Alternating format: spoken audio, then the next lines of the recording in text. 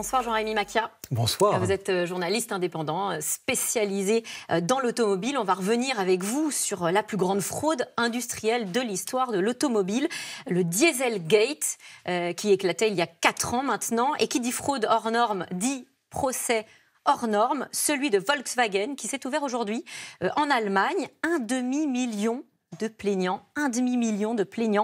qui demandent réparation pour avoir été trompés sur le taux de pollution de leur voiture, des Audi, des Skoda, des Seat, des Volkswagen, bien sûr. Jean-Rémy Macchia, cette triche est d'une ampleur inégalée, on l'a dit. Elle débouche donc sur un procès qui est lui aussi inédit.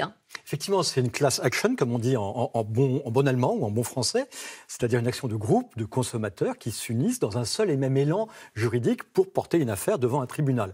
Après, s'ils veulent, le tribunal va statuer sur le bien fondé de principe de leur demande, mais s'ils veulent vraiment une indemnisation, il faudra que chacun fasse une action en justice individuelle, ce qui est une autre paire de manches et va repousser un peu loin cette histoire de procès. Ce qui est historique là aussi, c'est la taille de ce procès. Vous parlez de class action, c'est-à-dire qu'il y a près de 450 000 clients qui se retrouvent en même temps à demander réparation à Volkswagen. On a même dû délocaliser, je crois, le procès, c'est ça qui ne va pas avoir lieu dans le palais de justice? Oui, c'était trop petit, donc effectivement, ça a lieu dans une salle de congrès à côté.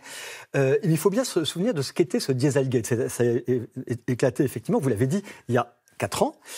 Initialement, c'est un fait sur le sol américain. Aux États-Unis, le diesel n'avait pas droit de citer, non pas parce qu'il y avait un interdit sur le diesel, mais parce qu'il y avait des normes très contraignantes sur les émissions de polluants, et notamment d'oxyde d'azote, qui faisaient que concrètement, aucun moteur diesel ne pouvait être vendu aux États-Unis. À ce moment-là, Volkswagen était à la recherche, le groupe Volkswagen, et principalement 2 marques du groupe Volkswagen qui étaient vendues outre-Atlantique, Volkswagen et Audi, étaient à la recherche de davantage de ventes, et ils se sont dit, nous, on va vendre du diesel au motif qu'on a une technologie qui permet de filtrer les oxydes d'azote en sortie du moteur et donc de passer les normes. Mais ça s'appelait le clean diesel, c'est ça? Et ils ont appelé ça, voilà, le clean diesel propre. Le diesel propre. Sauf que ce diesel était propre lors des tests d'homologation, mais avec une petite ligne de logiciel dans l'unité de gestion de pilotage électronique du moteur. Le moteur était capable de comprendre quand il passait des tests, lesquels sont d'homologation, donc répétitifs, répétés, toujours les mêmes. Le moteur détectait et là se mettait en dépollution maximale, mais en usage courant, vous polluiez plus.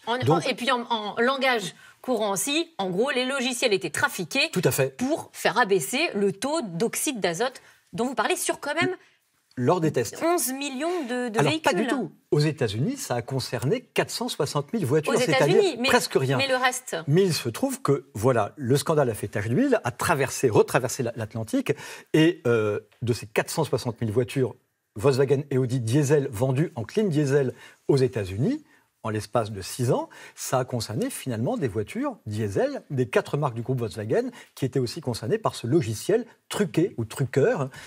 Et donc, c'était effectivement un peu plus de 11 millions de voitures qui avaient ce logiciel trafiqué. Que demandent très concrètement là, les 450 000 plaignants? Qu'attendent-ils de ce procès? Parce qu'on sait que Volkswagen a reconnu finalement avoir trafiqué ses moteurs.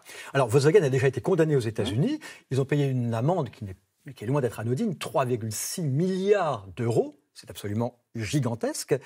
Et en Europe, il y a des complications juridiques aussi, judiciaires aussi, comme on le voit là.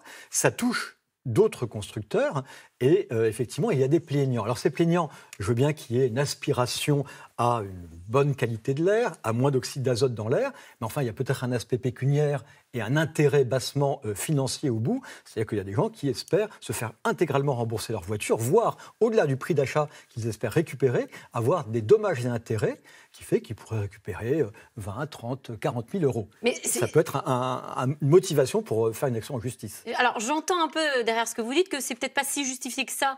En même temps, on peut comprendre qu'une personne qui achète une voiture siglée Volkswagen et qu'on lui ment sur la pollution qu'elle émet, eh bien, elle demande réparation. On précise quand même, et il y a des chiffres qui sont tombés il y a peu de temps, une étude européenne qui montre qu'il y a 5 000 décès en Europe par an qui sont dus à l'oxyde d'azote, dû à ces moteurs truqués. Alors, les oxydes d'azote ne proviennent pas que de l'échappement des voitures. Là, cette étude ciblait les pots d'échappement de ces voitures avec les moteurs trafiqués. Oui, alors ça, je ne pense pas que scientifiquement, on puisse déterminer que les oxydes d'azote qui vont tuer un certain nombre de personnes proviennent des pots d'échappement de voitures dont le moteur est trafiqué. C'est une étude européenne qui a été publiée dans une revue scientifique. Les oxydes d'azote, effectivement, ça provoque des maladies cardio-respiratoires, c'est absolument nocif, c'est absolument indéniable. De là à attribuer clairement des décès à des voitures dont le logiciel de gestion moteur est trafiqué, ça me paraît un petit peu boiteux comme raisonnement. Non, mais de fait, en tout cas, c'est ce que dit Volkswagen. Oui, non, mais les gens ont été truandés. Enfin, ça c'est clair. L'arnaque, l'imposture, ne fait absolument aucun doute. Volkswagen s'est fait attraper en flagrant délit, le doigt dans le pot de confiture. Alors justement, quelles conséquences ensuite ont déroulé de ce scandale dans l'industrie automobile? Alors, ce scandale, il aurait pu faire déjà une énorme explosion, ce que ça a fait, une énorme déflagration, mais retomber assez vite. Il se trouve que d'abord, il a traversé l'Atlantique et il a atteint l'Europe, qui est le continent où il y a le plus de diesel qui se vendent, et que les politiques, toujours désireux de s'acheter à bon compte une image verte et vertueuse, se sont dit, on va se saisir de ce dossier pour montrer que le politique, il est responsable, il prend ses responsabilités et il milite en faveur d'une meilleure qualité de l'air pour le bien-être de nos santé et la qualité de vie de nos poumons. Très bien. Et là, ils ont fait quelque chose d'assez binaire. Ils ont dit, allez, en gros, le diesel de Volkswagen, c'est sale, le diesel des autres constructeurs, c'est sale, tous les diesels, c'est dégoûtant, et tout le reste, c'est beaucoup mieux. Donc vous dites quoi? Que ça a provoqué finalement une réglementation plus sévère sur le diesel? Non, c'est-à-dire que les politiques s'en sont saisis pour avoir une image plus verte et plus vertueuse, mais ils se sont engouffrés dans cette brèche en simplifiant complètement les données du problème. Et ils sont partis clairement en croisade contre le diesel systématiquement. Mais on sait que le diesel sur le diesel. Alors, le diesel, s'il fallait l'interdire, c'était il y a 40 ans, il y a 30 ans, il y a 20 ans et il y a encore 10 ans, parce qu'il était effectivement synonyme de grosse pollution. Si les politiques s'en sont pris au diesel, c'est parce que tout le monde a en mémoire les panaches de fumée absolument dégoûtants. Et pour le coup, ce n'était pas des oxydes d'azote, c'était des particules noires de suie qui étaient cancérigènes. Et ça, c'était jusqu'aux début des années 2000. Et ça, effectivement, on aurait dû l'interdire à l'époque. Et il y avait des études scientifiques qui montraient que le diesel était salement polluant et beaucoup plus sale que l'essence. Aujourd'hui, une voiture qui respecte les normes actuelles depuis maintenant 2 ans en diesel comme en essence, eh bien, en diesel et en essence, vous pouvez les renvoyer dos à dos, c'est quasiment la même pollution. Je ne dis pas que c'est propre, un moteur, mais je dis que ce sont des pollutions équivalentes. Et justement, en France, où est-ce qu'on en est? Comment est-ce qu'on est sûr que les diesels qu'on peut acheter sont des diesels propres ou sans triche? Qu'est-ce qui nous dit que finalement, les moteurs n'ont pas encore été trafiqués? Excellente question. Ils étaient trafiqués quand il y avait un système de filtration des oxydes d'azote en sortie de moteur qui était imparfait. Okay. Aujourd'hui, depuis 2 ans, c'est clair, c'est définitif, c'est installé en Europe. Étant donné l'abaissement du seuil limite d'oxyde d'azote à l'échappement, les constructeurs sont tenus de monter un système avec un additif qu'on met à côté du remplissage de la trappe de remplissage de carburant. Et c'est un système beaucoup plus efficace qui, effectivement, et là il n'y a plus de tricherie possible, abaisse notoirement les rejets polluants. Ça ne veut pas dire qu'un moteur thermique, qu'il soit essence ou diesel, est propre, mais maintenant, ils sont beaucoup moins sales. Et ils sont aussi sales l'un que l'autre. Est-ce que, quelque part, on peut dire que ce scandale industriel a accéléré aussi la révolution électrique? On a entendu en plus hier Bruno Le Maire, le ministre de l'économie, annoncer de nouveaux malus plus durs sur ces normes-là. Oui, c'est très clair que ça a créé d'abord une espèce de tsunami, de choc électrique, de tempête, enfin employez les mots que vous voulez, au sein de l'industrie automobile. Qui a compris que là, les choses avaient changé et que les politiques, pour la première fois, avaient pris la main sur la question et étaient prêts à sévir. On a vu Ségolène Royal, à l'époque, il y a 4 ans, en France, demander clairement des investigations, des tests indépendants.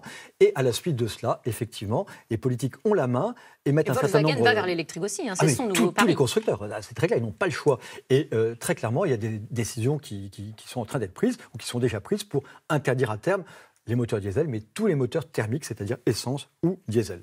Eh bien, merci Jean-Rémy Macquart d'être venu sur notre plateau. Tout de suite, c'est dans l'air avec Caroline Roux qui revient sur les obsèques de Jacques Chirac. Elles se sont déroulées aujourd'hui à Paris. Les présences de personnalités politiques, dont une trentaine de chefs d'État étrangers. L'occasion de revenir sur les liens particuliers que Jacques Chirac entretenait avec les autres pays, notamment avec la Russie. C'est dans l'air est intitulé ce soir Chirac, les Français et Poutine. Bonne émission. À demain.